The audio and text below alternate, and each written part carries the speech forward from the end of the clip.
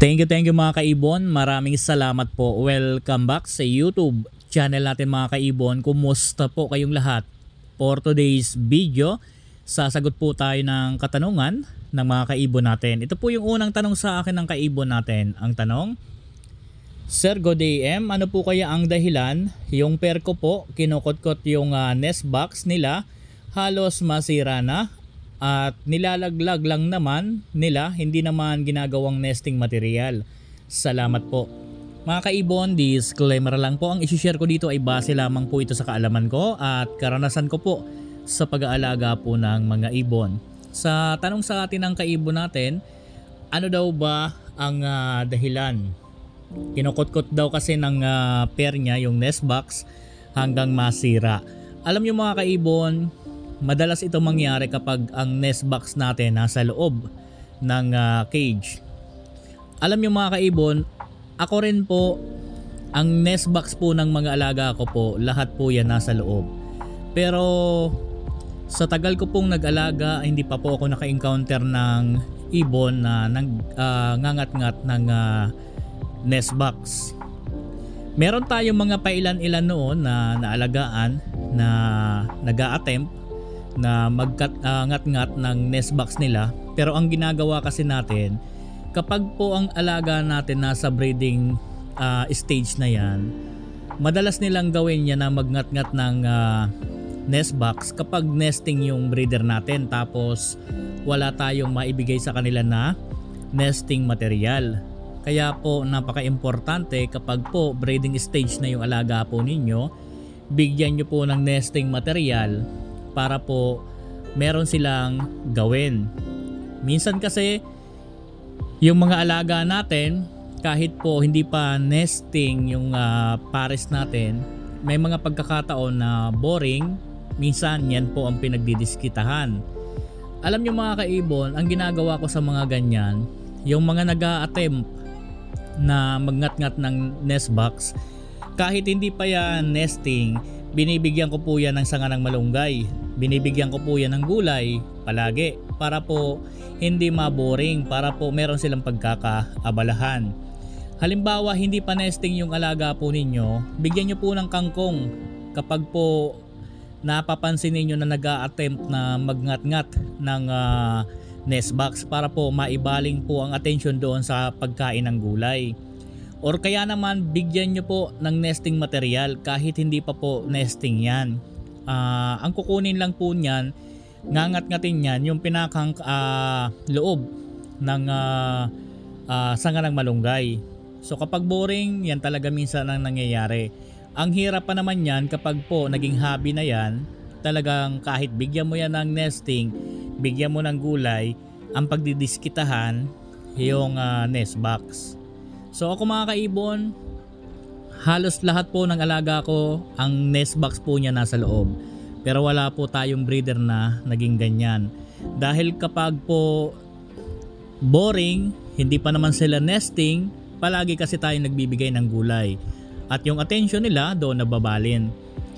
Sa mga breeder naman natin na nasa breeding stage na, nesting na, binibigyan natin yan palagi ng nesting material para po meron silang pagkaabalahan at magnesting, para po hindi pagdiskitahan yung nest box nila na akala nila pwede gawing nesting material. So yan lang po ang dapat ninyong gawin. Bigyan nyo po yan ng nesting material kung breeding stage na, at kung hindi pa naman, bigyan nyo po ng kangkong palagi, mga 5 times a week, para po doon mabalin yung attention nila. So yan po, sana makatulong. Pangalawa, ano pong pares para makapagpalabas ng green o padilyot, yung color avocado? Sa pagpapalabas po nito, kumuha po kayo ng isang pares ng halimbawa hen na green o padilyot na talagang avocado yung dating. Parisan nyo lang po yan ng sable na opaline split sa dilyot na cock. So pwede na po yan makapagpalabas. At pwede na kayo mag pair kahit na back to back na Opa dilute na kulay green. Kahit isa lang doon ang abukado yung dating, maglalabas na po yan sa mga anak niya ng abukado talaga yung dating na hinahanap po ninyo.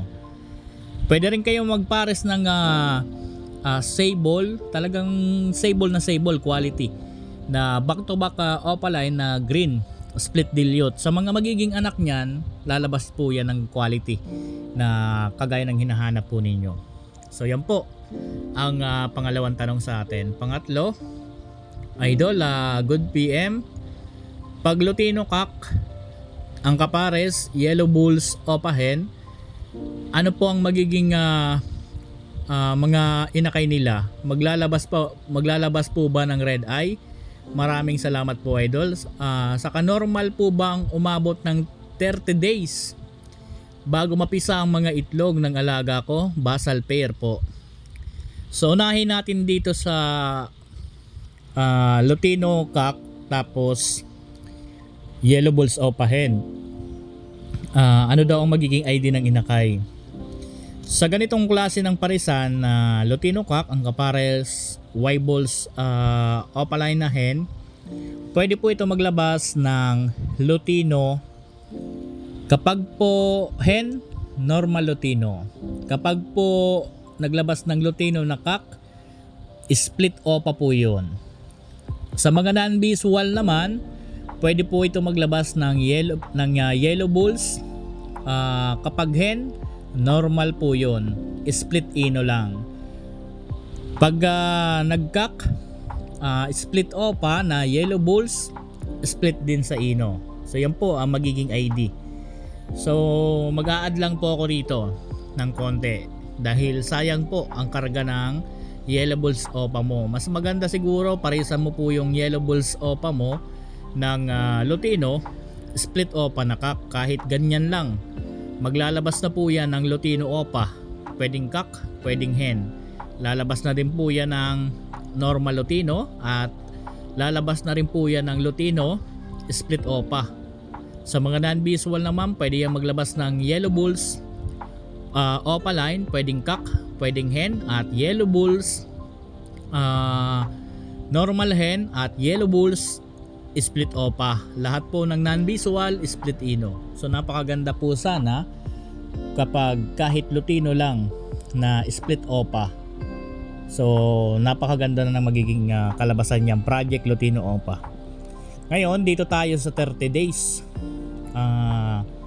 Umabot daw ng 30 days yung itlog. So 30 days basal. Dapat i-count na, dapat maano mo muna yan. Masigurado mo na yung bilang mo tama. Kasi mula ng initlog yan, dapat 18 days to 25 days, mga ganyan, mula nung initlog yan. Pero kung hindi mo na count, so kung 30 days yan, tapos ikanling mo kung may laman. Kapag meron pang kung may laman, at makikita mo naman kasi ang pag ginanling mo pag inilawan mo kahit yung ilaw ng cellphone na may ugat or kaya naman may gumagalaw sa loob, at pag tiningnan mo walang tubig, kasi pag may tubig wala na yon. Yung parang mayroong tubig sa loob, wala na yan. Kasi kung basal yan, baka nag-start yan maglimlim. Halimbawa, nag-start siya maglimlim nung last na ng itlog siya.